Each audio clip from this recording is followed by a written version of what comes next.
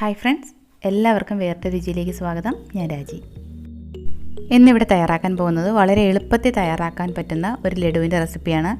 വളരെ ടേസ്റ്റിയാണ് ഈ ലഡു. ബൂന്തിയൊന്നും ഉണ്ടാക്കാതെ തന്നെ നമുക്കിത് തയ്യാറാക്കിയെടുക്കാം.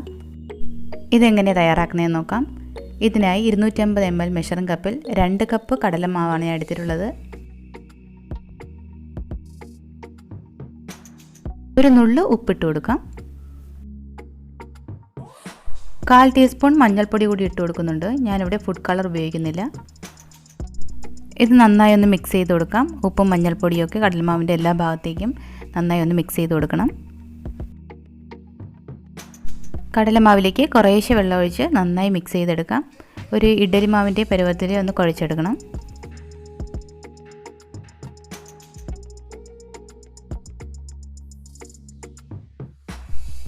ഈ ഒരു പരുവത്തിലാണ് മാവ് കിട്ടേണ്ടത്. ഒരുപാട് കട്ടിയായും പോകരുത്, എന്നാൽ ഒരുപാട് ലൂസും ആയി പോകരുത്.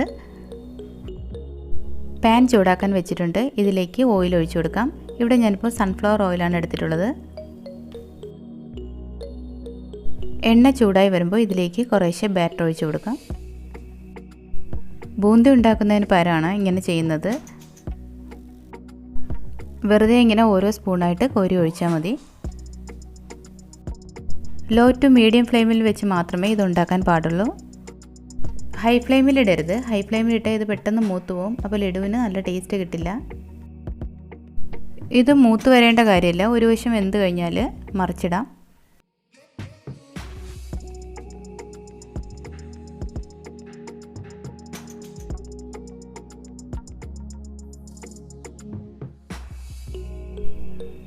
ഇതിപ്പോൾ ഇത് നന്നായി വെന്ത് വന്നിട്ടുണ്ട്. ഇനി എണ്ണയിൽ നിന്ന് കോരിയെടുക്കാം. ഇതുപോലെ മുഴുവൻ ഞാൻ ഉണ്ടാക്കിയെടുത്തിട്ടുണ്ട്. ഇത് ഞാനൊന്ന് മുറിച്ച് കാണിക്കാം. ഉൾഭാഗം വളരെ സോഫ്റ്റാണ്, മൂത്ത് പോകരുത്. ഇനി ഇതൊന്ന് പൊടിച്ചെടുക്കാം. മിക്സിയുടെ ചെറിയ ജാറിലിട്ട് നന്നായി ഒന്ന് ക്രഷ് ചെയ്തെടുക്കാം. പൊടിച്ചെടുക്കുമ്പോൾ തരിയോട് കൂടി പൊടിച്ചെടുക്കണം. ഫൈൻ പൗഡർ ആക്കരുത്. ബൂന്തിക്ക് പകരമാണ് ഇങ്ങനെ ക്രഷ് ചെയ്തെടുക്കുന്നത്. ബൂന്തി ഇല്ലാതെയും ഇതുപോലെ ലഡു തയ്യാറാക്കിയെടുക്കാം. വളരെ എളുപ്പമല്ലേ ഇത്. ലഡുവിലേക്ക് ചേർക്കാനുള്ള കാഷ്നട്ടും കിസ്മിസും ഒന്ന് വറുത്തെടുക്കാം.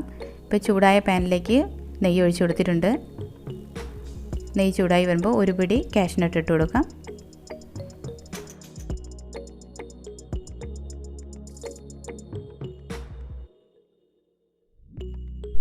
കാഷ്നട്ട് മൂത്ത് വരുമ്പോഴേക്കും വറുത്ത് വരിയെടുക്കാം. കുറച്ച് ഉണക്കമുന്തിരി കൂടി വറുത്തെടുക്കാം.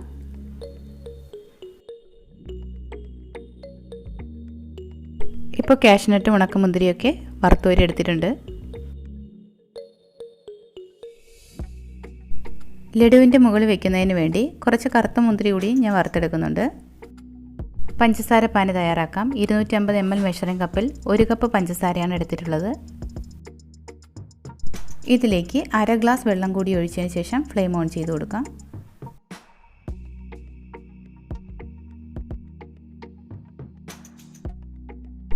ഇതിലേക്ക് ഒരു 1/8 ടീസ്പൂൺ ഗ്രാമ്പൂവിൻ്റെ പൊടി ഇട്ട് കൊടുക്കാം. ഒരു നുള്ള് സിനമൺ പൗഡർ ഇട്ട് കൊടുക്കാം. 2 ഏലക്ക ചതച്ചത് കൂടി ഇട്ട് കൊടുക്കാം. ഈ പൊടികളൊക്കെ ഇട്ട് കൊടുക്കുമ്പോഴാണ് നല്ലൊരു മണം വരുന്നത്. പൊടിയില്ല എന്നുണ്ടെങ്കിൽ ചതച്ചിട്ടാലും മതി.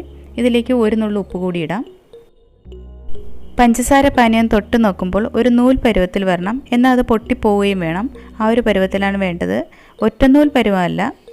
ഒന്ന് തൊട്ട് നോക്കുമ്പോൾ ഒരു നൂൽ പരുവത്തിൽ വരികയും എന്നാൽ അത് പെട്ടെന്ന് പൊട്ടിപ്പോവുകയും ചെയ്യുന്നൊരു പരുവത്തിൽ എടുത്താൽ മതി. ഒറ്റനൂൽ പരുവായ ലഡു ഹാർഡായി പോവും. ഇനി ലഡു തയ്യാറാക്കാം. ക്രഷ് ചെയ്ത് വെച്ച മാവിലേക്ക് ഒരു സ്പൂൺ നെയ്യ് കൂടി ഒഴിക്കുന്നുണ്ട്. ഇതിലേക്ക് നേരത്തെ വറുത്ത് വെച്ചിരുന്ന കാഷ്നട്ടും കിസ്മിസും കൂടി ഇട്ട് കൊടുക്കാം. ഇതിലേക്ക് പഞ്ചസാര പാനി കുറേശ്ശെ ഒഴിച്ച് മിക്സ് ചെയ്തെടുക്കണം. പഞ്ചസാര പാനി ഒരുമിച്ച് ഒഴിച്ചു കൊടുക്കരുത്. ഒരുമിച്ച് ഒഴിച്ചു കൊടുത്താൽ ഒരുപക്ഷെ അത്രയും വേണ്ട എന്നുണ്ടെങ്കിൽ ലഡു നല്ല ലൂസായി പോവും. ആവശ്യാനുസരണം ഒഴിച്ച് മിക്സ് ചെയ്തെടുത്താൽ മതി.